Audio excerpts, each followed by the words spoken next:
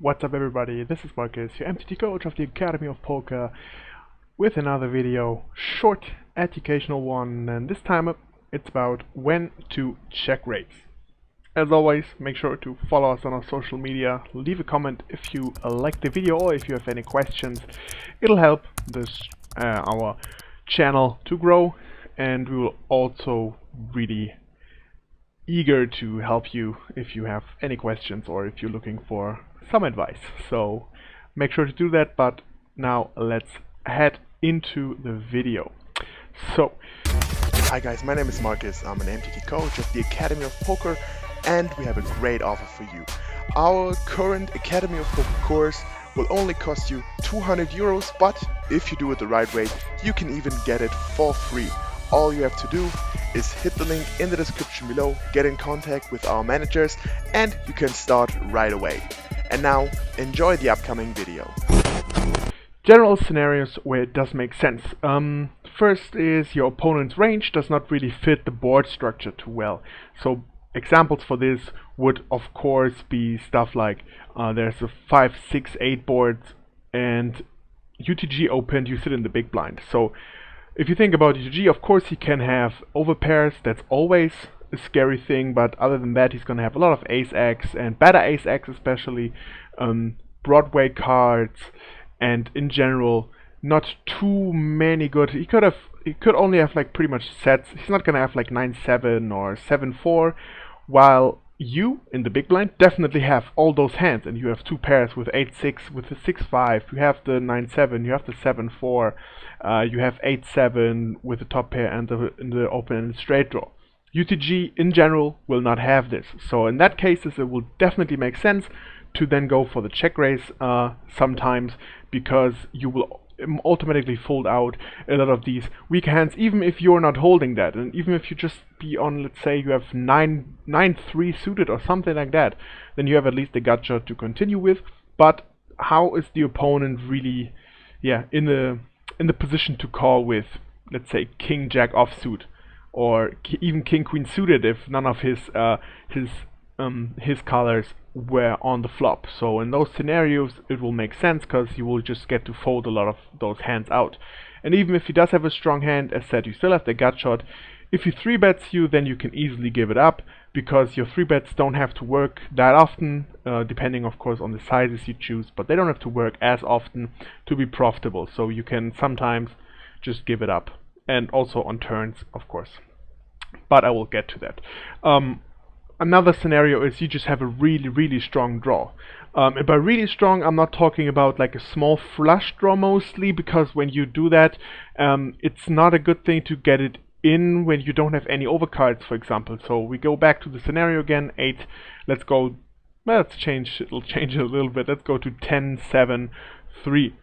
So when you have 5 deuce in spades, for example, and the 7-3 is in spades, if your opponent has an overpair, you can only go down to the flush draw. But if you have, on the other side, you have ace-5 suited, then you have an overcard with the ace. And if your opponent only has king 10, queen 10, you still have the ace as an additional out to win the hand, other than just having the spades to be the winner of this pot.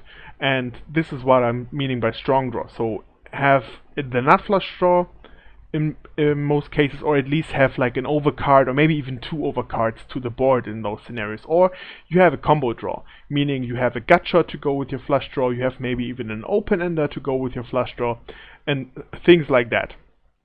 So in that case it's of course always easier, because you have a lot of equity, and of course it's then easier to see that it makes sense to put money in the pot.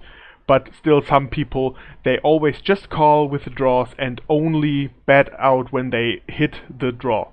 And in that way you're going to lose money, because if you play it more aggressively, your opponents will give up and you don't even need to hit the flush or the straight on the turn and river. Next thing would be that you have a strong mate hand, but the board is also pretty good for the opponent's range. Meaning, we go down, let's say, queen 10, 5. According to the ranges, when your opponent opens from early position, he's gonna have aces, kings, maybe queens, jacks, ace queen, ace king, king jack, king 10. So a lot of top pair or over pairs even, or middle pair combinations with straight draws and stuff like that. If you now have maybe a set of 5s on the queen 10 5, or you have 10 5 suited queen 10, so like really good hand, which is two pair and better, or you have maybe a disguised ace queen or something like that, then it does make sense, because as said, because of the ranges of your opponent, he's gonna have a strong holding, and when he has aces, they probably gonna play it really straightforward, and you check raise him on the flop with queen 10. He might just get in a 3-bet, and then you can get it in on the flop as a favorite, versus his only, let's cut it down, 2 aces plus the 3 5s on the flop. So at that point, he will only have 5 outs. He might pick up 3 additional ones on the turn, or even some more with like a straight draw or stuff like that. But you're gonna be in a really good position winning this hand at least 80% of the time in that situation. So that in those scenarios, they might be fairly clear, but it's always good to have it talked about. And now we're gonna quickly also go up on how to follow up on later streets. So still have the ranges in mind, with like your range and your opponent's range, of course. And also, no matter what you check raised, bluffs or value hands, it just needs to make sense at the end. So cards on the turn and on the river that look really bad for your range, or look really really good for your opponent's range. There might be, like, of course, some cards that don't really change opponents in your range a lot, but if there are cards that are really really bad for your range, they are mostly also pretty good for your opponent's range, so it's pretty much vice versa. But then you should rather be checking, or at least look like you're giving up, than continuing. Of course, if you have if you have a set, then it's really good to continue, because for the opponent this card is a good one, and he will most likely continue here, and you can even get more value. But if you have like some thin check raises on the flop with just a gut shot, or some just overcards, something like that, then it will be a bit harder to continue on those, because it's really hard for your opponent, or it's really more easy for your opponent to continue to call here, or maybe even raise. And now, to end it off, another small advice here. So to be stubborn is not a good thing here. It will cost you a lot of chips. As I just said earlier, when there are cards that are not good for your range and really good for your opponent's range, you will need to be able to give up. You were caught, or not being caught, but your opponent will probably not fold, because as I said, this card might be a good one for him, so you need to be able to just give it up immediately. Even if on the turn or the river suddenly the opponent goes for a raise again, for example, then it's really likely that he's a strong hand, because especially on lower limits, people will not go that crazy with some weak draws, or just with like ace high or stuff like that. It will not happen too often. So again, you need to be able to fold, and of course, always consider stack sizes and the stack to pot ratio. So when you go for a check raise on the flop, and let's say you both have like 4 times the pot left on when you go to the turn, think about what you need to bet on the turn, and maybe on the river, especially when you go for bluffs, which sizes will make sense to get the opponent off, even if he has already a pretty good holding, but there are enough combinations that beat him. So think about if you go big on the turn and then over pot shove the river, so you go for like 2 times the pot on the river in those situations, or you go for small sizes because it kind of looks stronger than it really is, and those kinds of things you need to figure out.